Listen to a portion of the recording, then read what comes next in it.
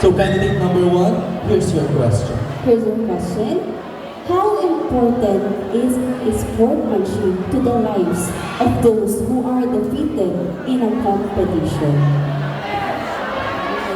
Again, how important is sportsmanship to the lives of those who are defeated in a competition?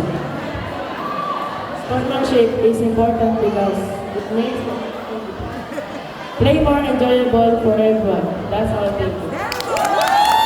Let's give a round of applause to our male candidate number one. Now let's go to our female candidate number one, Ria Labo de Ala, representing Greece.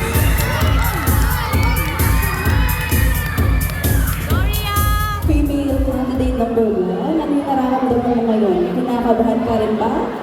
Kinakabahan po na excited na masaya.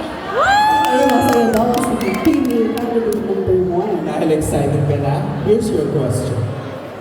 Female candidate number one, as an Isidroan, how will you promote San Isidro High School to others? I repeat the question. As an Isidroan, how will you promote San Isidro High School to others? As I Isidro once, I will promote San Isidro High School by highlighting its academic excellence, dedicated teachers, and active students in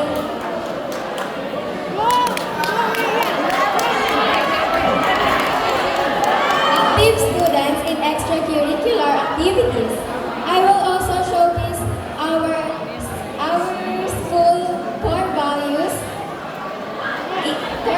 of disciplines, integrity, and community service, encouraging others to join and to be part of a dynamic learning environment.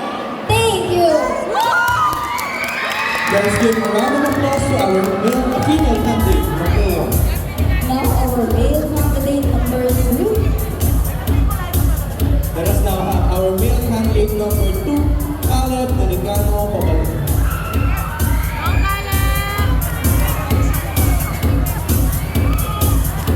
Okay, male candidate number two. May mga kasama ka ba ngayon for the support? Miss Patrick?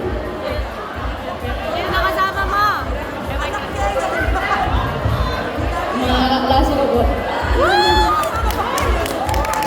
Alright, napaka-supportive ng mga classmates ni male candidate number two. So I guess you are also ready for the question. So here's your question. What is the essence of intramurals? I will repeat the question. What is the essence of intramurals? The essence of intramurals promoted by friendship, collaboration, and student development. And active like activities and sports like basketball and badminton.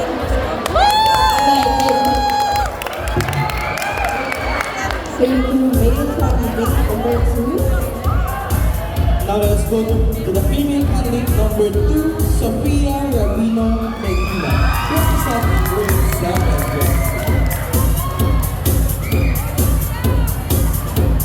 Now, sino gusto mo mga pasalamatan before we start?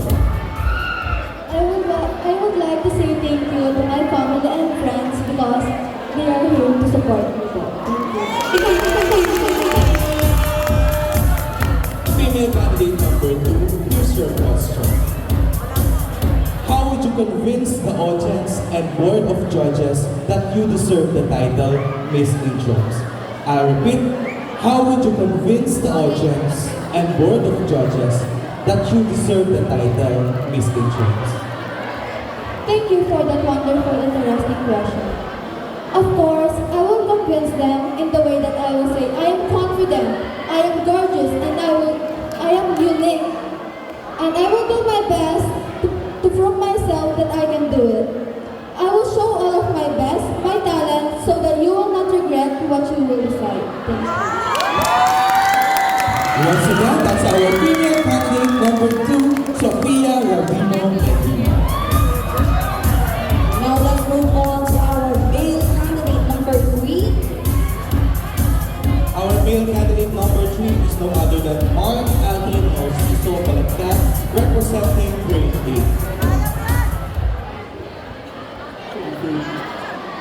So, are you ready for the question? What message would you like to give to students about the importance of teamwork and sportsmanship? I will repeat the question. What message would you like to give the students about the importance of teamwork and sportsmanship? Sportsmanship and togetherness will show joy into the success of other.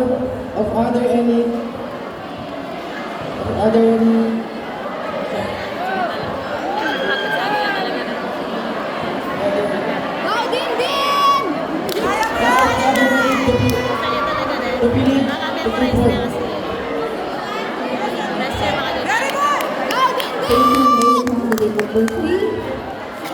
Now let's move on to our female candidate number 3, Claire Sophie Lau Samson, representing grade 8 efficiency.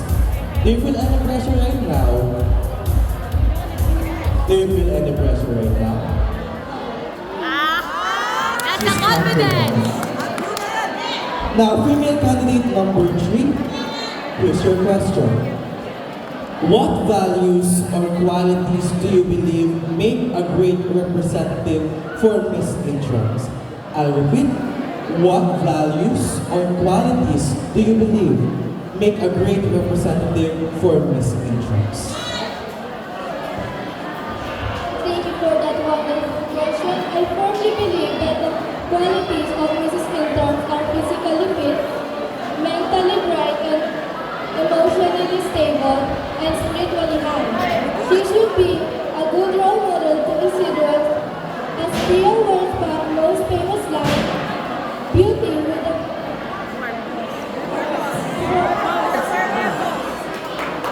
purpose.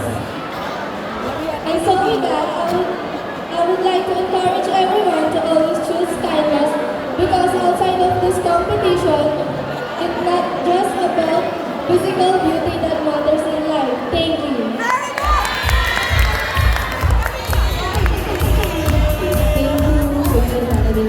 Now let's move on to male candidate number 4.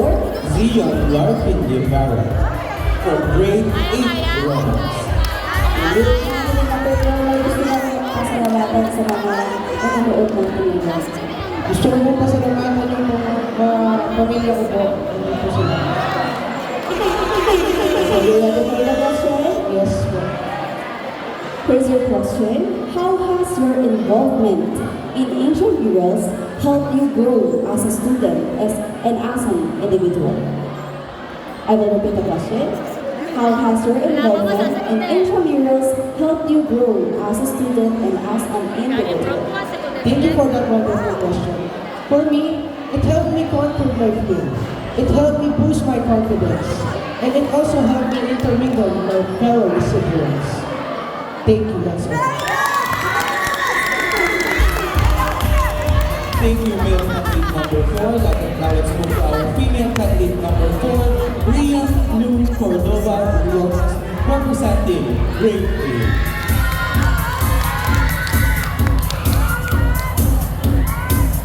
Rian, are you ready? But you have to be ready.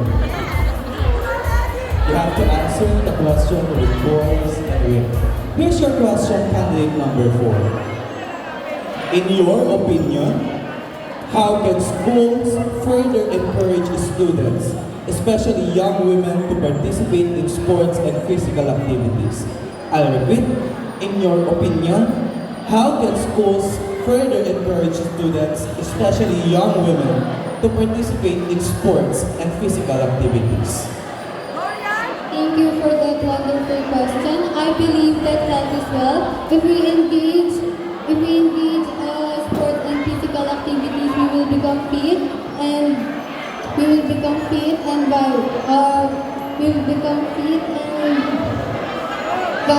vibrant, and we will enjoy life to its fullest. Thank you, female candidate number 4.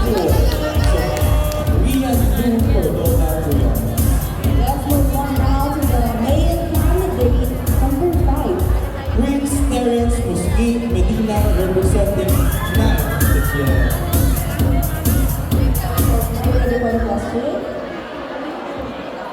So here's your question. Characterize a real man. I will repeat the question. Characterize a real man.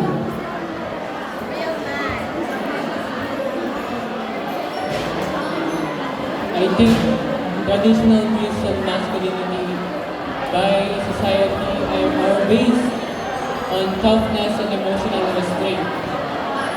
They criticize men by their looks. And by embracing this mindset, we can inspire a healthier, more genuine version of manhood, and by encouraging men to feel free to be themselves.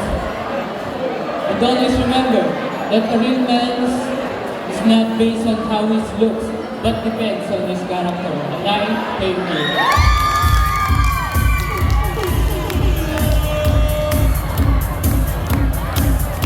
Now let's move to our female candidate number 5 from 9 Ezekiel, Mirella Carly Laksa Garcia.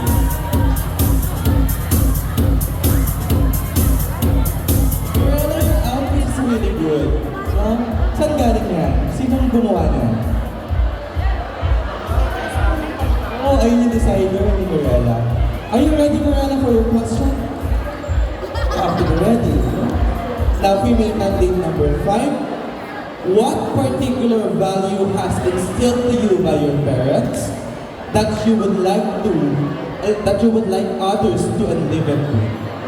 What particular value has instilled to your parents by your parents that you would like to enliven by others too?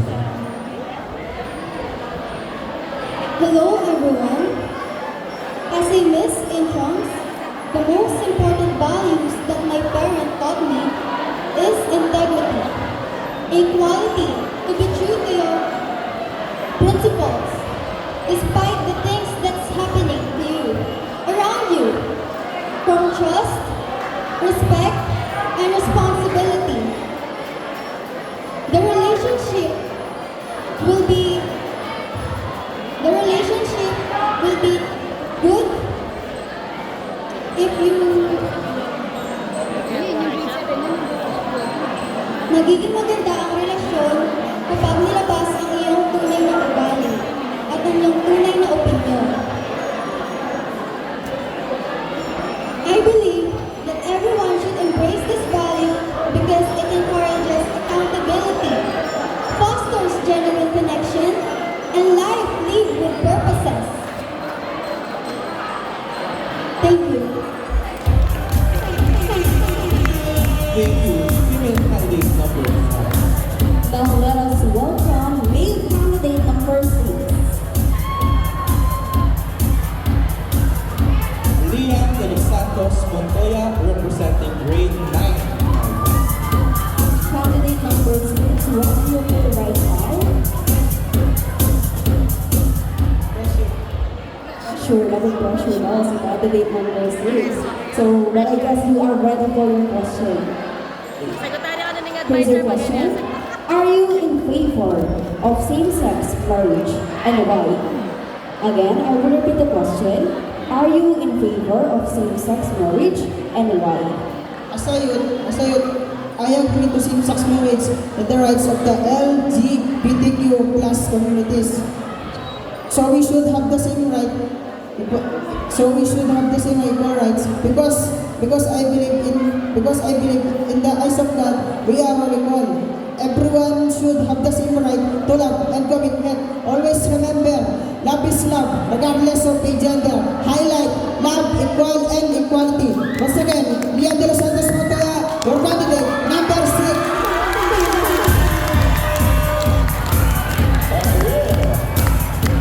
Now let us welcome our female candidate number 6, Camille Ann Macalino Santos.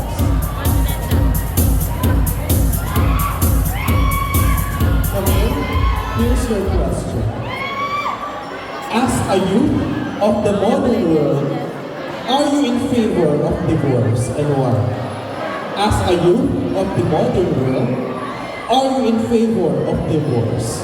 Why? Thank you for that wonderful and interesting question. As a student, I'm against in implementing divorce in the Philippines. Why? Why?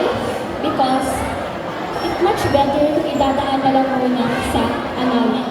Annulment is another divorce. Another divorce. Is another divorce.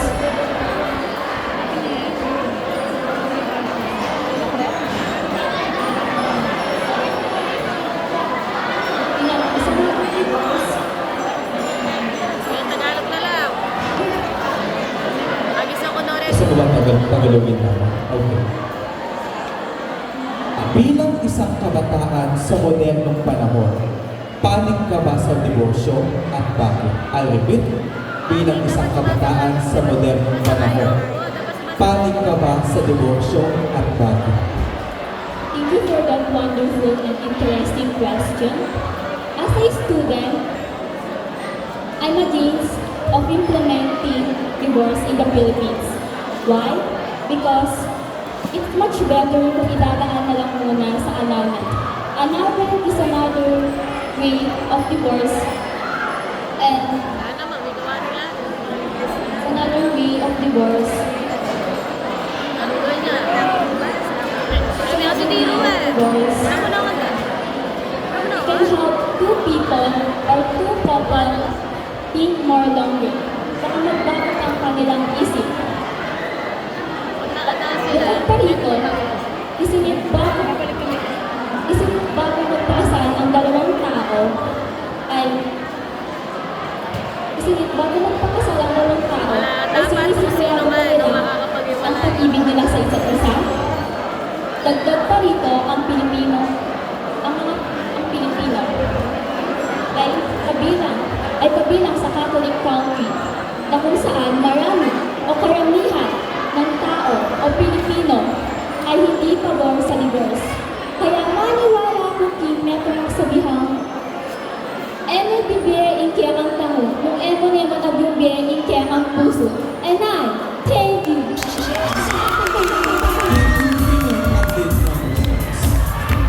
Let's move on to male candidate number 7. Our male candidate number 7 representing Grade 10, Charles Wilson and Mercy. Wala ko yan, may bibigyan kang takot. Here's your question. Who is your role model and how they influence your life? I will repeat the question. Who is your role model and how they influence your life? Thank you for that wonderful question. My role model is Dwayne Johnson. He has become my role model because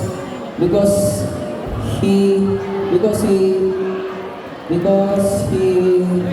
do the effort and possibility and teamwork. Let us give a round of applause to our male candidate number 7, Charles Wilson. Now moving on to our female candidate number 7, with let us call on Janelle Medina Agris representing Grade 10.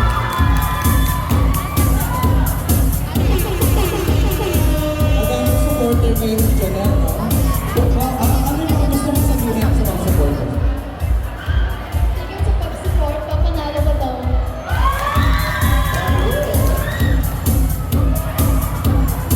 I think our female candidate number 7 is all ready. Here's your question. If you will win this competition, how will you use your title to benefit others? I'll repeat. If you will win this competition, how will you use your title to benefit others? Thank you for that wonderful and interesting question. If I am crowned as the next Miss Intramurals, I would use my title as a platform to benefit others by promoting unity within the school program, and I will be a good role model not only on my co-students but to everyone. Thank you so much. Let's give a round of applause to our female candidate number 7, Janelle Medina Agris. Moving on to our male candidate number 1, Now let's proceed to our male candidate number Xavier Calilo, representing Netflix.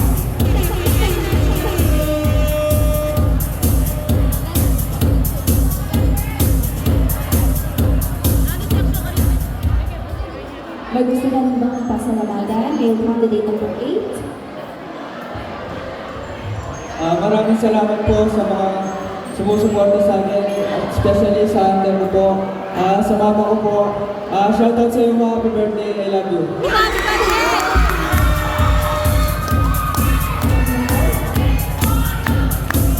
Are you ready for your question?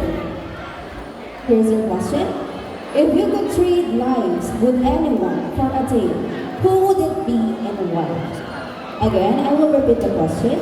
If you could trade lives with anyone for a day, who would it be and why? Thank you. If I will be given to trade life for someone, I would choose to be a parent. So I can feel and experience every sacrifices, every dream, every love that children don't always see. Like our parents right now who never left us and abandoned us. Thank you.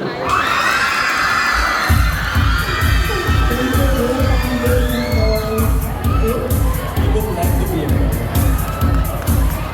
It's most of the reason we got here. Now let's move on to our female candidate number 8, Teresa Guevara Sani, representing.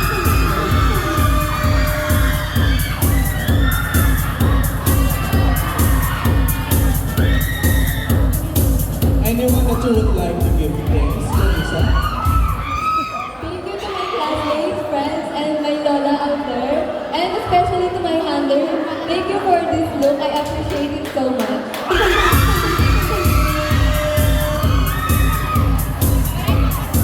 Now here's your question, female candidate number 8. What advice would you give to young women looking up to you? I'll repeat the question. What advice would you give to young women looking up to you? Thank you for that wonderful question. Good morning, ladies and gentlemen.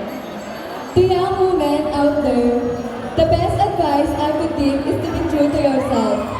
Don't try to be someone you're not just because you think it's what others expect. Follow your passion and never give up on your dreams. You're going to face challenges in life, but that's just a part of your journey, so don't be afraid to ask for help. And most importantly, believe in yourself. You can achieve anything you set your mind to.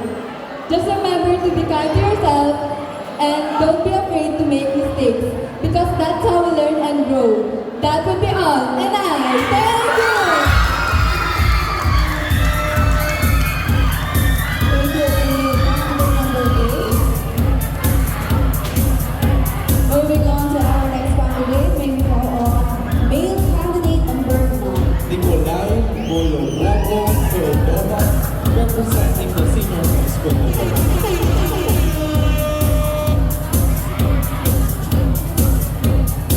Male candidate number 9, how do you feel right now? May burning ka ba?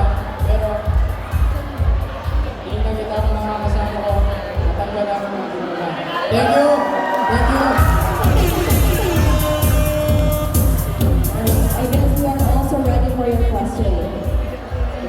Here's your question. What does it mean to be a good friend? I will repeat the question. What does it mean to be a good friend? Thank you for that wonderful question. To be a good friend means to be a light in someone's life. Light.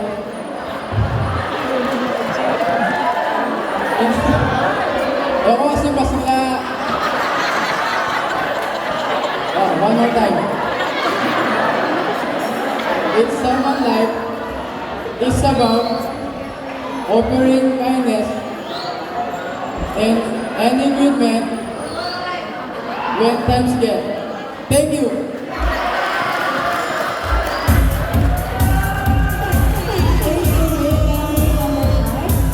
Now let's move on to our female candidate number 9, Rachel Soriano Rexo from 11 College.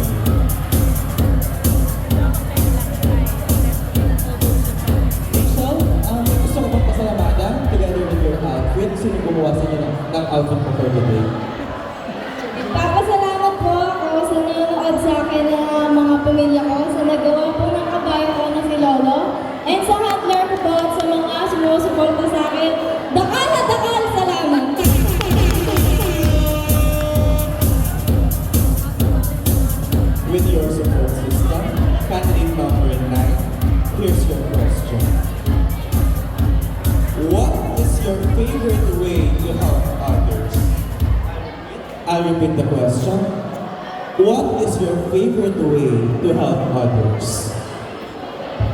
Thank you for that wonderful question. Before that, good morning judges, good morning everyone. My favorite way to help others is through the power of listening and kindness.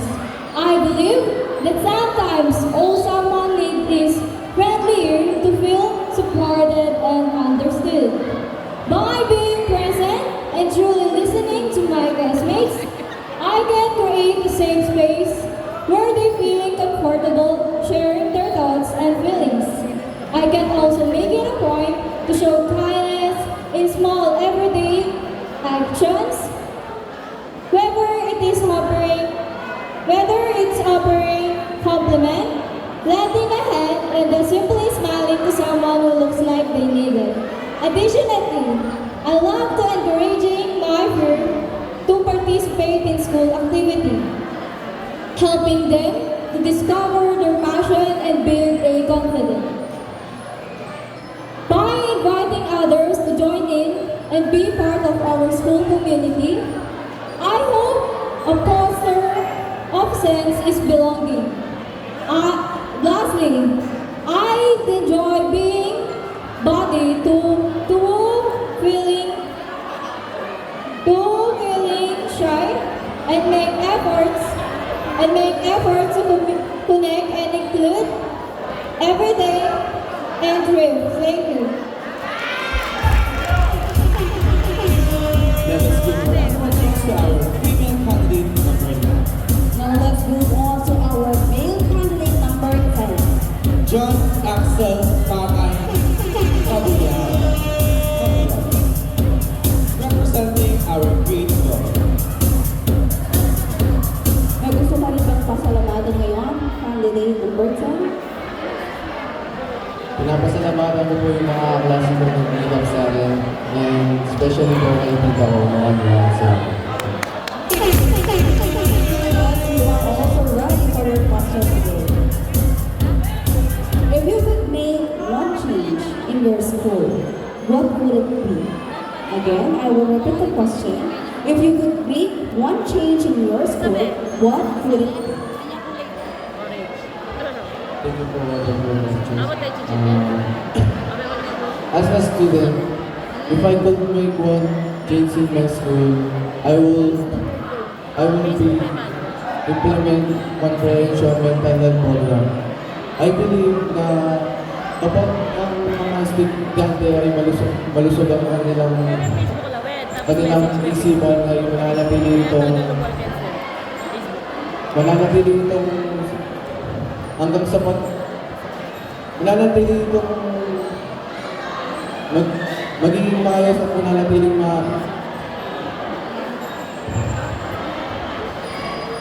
mananatiling successful ang kanilang inaarap yun lamang po.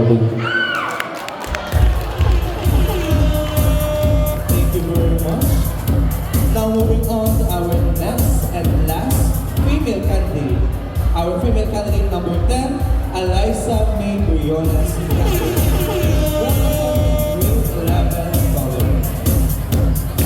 Eliza, your teachers in the seniors high school are here. Would you like to say anything to them? To Sir Jordan, to Sir Archie? Salamat po kasi sa kanila dahil sila ay nagtiwala sa akin bilang maging representative ng syndicate. And I'm sure your coaches are proud of you. Now, female candidate number 10, here is your question. What quality do you admire most in someone you look up to? I'll repeat. What quality do you admire most in someone you look up to? Quality I admire most in someone I look up to their resilience, their ability to overcome challenges and maintain a positive inspire to me and to my stay strong all journey. There you go, ladies and gentlemen. Once again, our aspiring candidates for the Mr. and Miss Intramurals. Our candidates, you may prepare for the announcement of our winner.